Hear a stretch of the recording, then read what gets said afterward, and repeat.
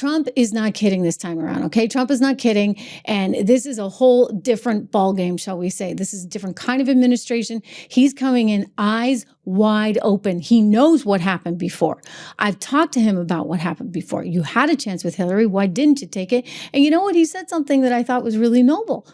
He said to me, and by the way, he said this to other people, and he actually mentions it in the interview clip I want to show you, but he said directly to me, he's like, look, you know, she was the wife of a president. I ran against her. I just didn't think it was a good thing to do. It felt kind of, you know, banana republic. Like that's what they do in other countries. It's not what we do here in the US. And so he opted not to take that opportunity. There was no sort of revenge that he wanted. He's not a vengeful guy. He actually just wanted to do what he could to get the economy right and do this, that, and the other. But they turned on him immediately from day one. And they tried to undermine, frankly, the will of the American people by not allowing him to succeed. He succeeded anyway. I mean, you looked at the best rise in median wages that we had seen up until March 2020 of any administration, going all the way back to JFK. So there were a lot of things that were very good that he did, but that was all in spite of them and in spite of the situation that they were presenting. And so now he's like, okay, you know what? The gloves are off. I'm back second time around. So listen to what he says in this Newsmax clip. I think this was with Finnerty. Let's listen in and hear what Trump is saying, because Hillary, you're on notice.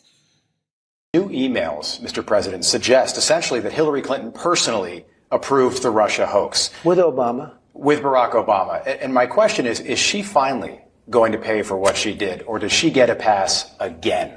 So, you know, we had her, and I had her right under the sights, and I told the people, look, you can't do this to a president's wife, an ex-president, and she was Secretary of State, right. But you can't do this to the wife of a president. And do you still feel that way? Well, I'll tell you how I feel about it in a sec.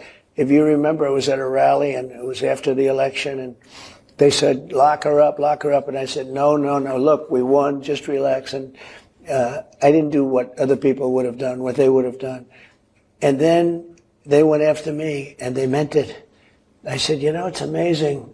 I always felt that you shouldn't be doing this stuff. And I let Hillary off the hook. I totally left her off the hook. And then I let her off the hook for what? And then I come in and they did the same thing to me. The difference is they actually meant it. And they hurt a lot of people. And it was all a hoax. And now they have it in black and white. No, I think they should pay a price. How? Directly. By the way, it's a very big price. It could be the biggest scandal in the history of our country, but it continues onward. And that continues onward. You know, that scandal has continued from the beginning. They have everything they do is a hoax. They're no good at anything other than some forms of nasty politics. So it does seem to me he's putting Hillary Clinton on notice. That was pretty clear.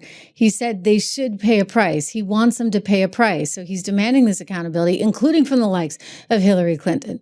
You know, this is him the other day saying the Russia hoax is totally undisputed. The facts are in there. It's black and white. It's the biggest scandal in American history. The perpetrators of this crime must pay a big price. This can never be allowed to happen in the country again. He put these out on social media. So he's been very active on this. And then, of course, you heard what he said to Newsmax. So he's demanding some accountability, right? He wants some accountability. And it's important, frankly, for America that we get that accountability. Reminder, subscribe, share, like, all that good stuff, because it's very important.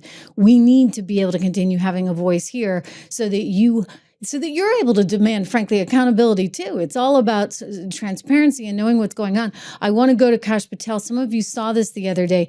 He actually recently was talking about those burn bags, some things that he's found in FBI headquarters, something that Tulsi's taking very seriously. And if you think about this, and I'm going to show you something else, a little preview of it, Radcliffe over at the CIA saying, we're going to unclassify more stuff. Listen, this is not going to be good for these guys. Me, as the director of the FBI, the former Russiagate guy, when I first got to the Bureau, found a room that Comey and others hid from the world in the Hoover building, full of documents and computer hard drives that no one had ever seen or heard of. Locked the key and hid access and just said, no one's ever going to find this place. What? Yeah. So my guys are going through that right now. What's in there? A lot of stuff. I mean, that's the thing. People are like, well, okay, go arrest him. And I'm like, okay, well, how about you let me run a methodical investigation? So at this point, it does sound like there's going to be some accountability, right? So he's got these quote unquote burn bags.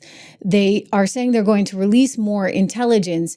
And some of the things that have come up is the question of whether or not there's a statute of limitations that would come into effect. And I want to show you a clip from a guy who's very, very smart, right? He's big advisor to the president, Stephen Miller, former attorney, and very, very sort of skilled on a lot of these legal issues. It's one of the reasons why they're having the success that they're having right now. I want you to hear what he has to say about statute of limitations. I would be very nervous right now if I were Brennan, Comey, Hillary, the whole kit and caboodle of them, all of them are in jeopardy. Hour and the moment for accountability so that we can reclaim this democracy, Maria. Well, do you believe we will actually get accountability? We've been demanding accountability now for a decade.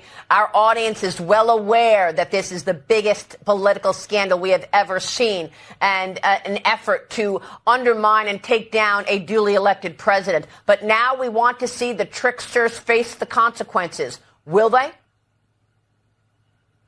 I have complete confidence in the Department of Justice to follow these facts, to follow this new, further avalanche of evidence, and to take all the necessary legal steps to ensure that the wrongdoers, the coup plotters, the schemers, and the insurrectionists are held fully accountable under the laws and Constitution of these United States. Yes, Maria, I believe that. Now, last weekend, John Ratcliffe, CIA director who is a former prosecutor, former DNI, told us that that the statute of limitations, the 5-year statute, does not apply when it comes to conspiracy. And he says the conspiracy is ongoing because they still won't admit it. The conspiracy is still happening. So what is your take on what Ratcliffe told us last week? Oh, he's completely right. So several of the statutes I mentioned, we have not even come close to eclipsing the statute of limitations. But more than that, it is an ongoing and continuing conspiracy. It continued through the entirety of President Trump's first term. It continued through the entirety of President Biden's term in office. And it continues to this day. There are still deep state coup plotters who are trying to conceal and hide this information on behalf of the people they are protecting. There are still staffers in Democrat offices who know the full truth, who are concealing that truth. So all of this behavior, all of this conduct collectively means the conspiracy hasn't ended, is ongoing. Comey in particular has throughout the years engaged in conduct and lies, public statements, and testimony in front of Congress. False testimony whose sole purpose was to perpetuate and continue the conspiracy. So I have every hope and expectation that the Department of Justice, under the leadership of our courageous Attorney General, will follow these facts and follow the evidence and deliver justice. Because if we have a country where we can continue to have FBI careerists and CIA careerists, deep staters who will fabricate and doctor evidence, who will create and produce fake material, fabricated material, phony information to try to go after their political enemies up to and including the president. If we continue to create the impression and the reality that there is not a severe criminal penalty for such conduct, it will never stop. It will never desist. It will keep on going forever. And we will continue to have a country that is sabotaged endlessly by the production of fake documents, fake material, fake plots against democratically elected officials. We can't have that. There must be consequences. Well, I mean, it's just extraordinary to me that the mainstream media has... So Miller really calling it out there on Maria. She's terrific. I worked with her at both CNBC and Fox, and she's a good egg, and she's been all over this story as well for now. I mean, we're going on 10 years, for goodness sakes, guys. I mean, I can't believe that we're still talking about this, right? And you may feel that way too. And that's why I'm saying, like, they've got to have something in terms of accountability. As far as the statute of limitations, it's a very interesting take. In other words, they're saying because it's been ongoing, because it hasn't changed, because they've continued to spin the same stupid narrative over and over and over again. You know, quite recently in the run up to this election, that statute of limitations is not over. And so as a result, yeah, you're probably going to see indictments.